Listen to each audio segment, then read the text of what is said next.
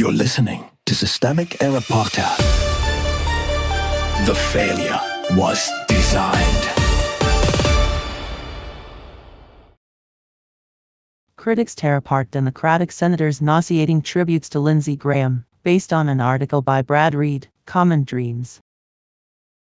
Civility is cover for political violence. The tribute was the point. The source here is not really about Lindsey Graham's death. It is about what influential Democrats chose to do with it: sanitize a hard-right power broker into a witty colleague and a charming institutional peer.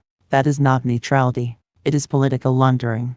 The article shows a familiar reflex inside the Senate. When an architect of damage disappears, the chamber reaches for manners before memory. The result is a public record scrubbed of consequence and refitted for elite comfort.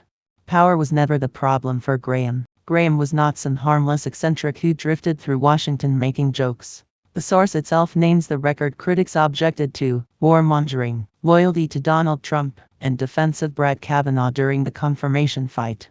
That is institutional power used predictably and aggressively. His influence came from being a reliable enabler of brutality dressed up as Senate bipartisanship. The problem was never his tone. It was the material outcomes his tone helped legitimize. Democrats chose to emphasize friendship over damage. Adam Schiff, Elizabeth Warren, and Andy Kim all framed Graham through personal warmth, humor, and collegiality. That is a choice. It signals what parts of power the party is willing to acknowledge publicly and what parts it would rather leave unspoken. Critics in the source are right to call this out. When Democrats describe a reactionary operator as merely not disagreeable, they are not being magnanimous. They are obscuring the fact that the Senate has long rewarded men who make monstrous politics sound like respectable business. The real misdirection is moral, not rhetorical. The article's most revealing detail is the backlash. Historians, veterans, journalists, and commentators immediately translated the polite tributes back into consequence.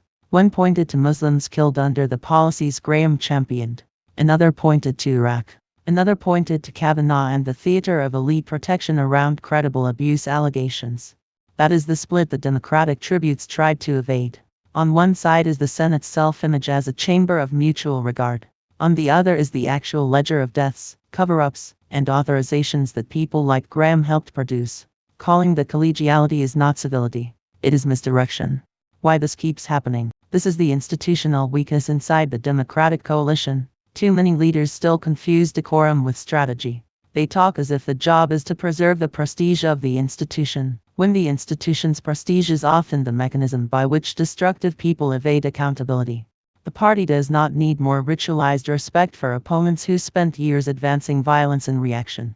It needs sharper language, clearer memory, and a willingness to say that some careers were not messy but harmful by design. The pattern is bigger than one obituary. The larger story is not about mourning. It is about the political class's habit of converting power into personality and responsibility into etiquette. That habit protects the people who make American politics cruel, then asks everyone else to mistake courtesy for seriousness. If the Democratic camp wants to be more than a caretaker for broken institutions, it has to stop flattering the operators who broke them. The public does not need elegies for enablers. It needs the truth about what they enabled. You've been listening to Systemic Error. Thanks to Alternet for today's article. With the automated voice of Sam, thanks for listening.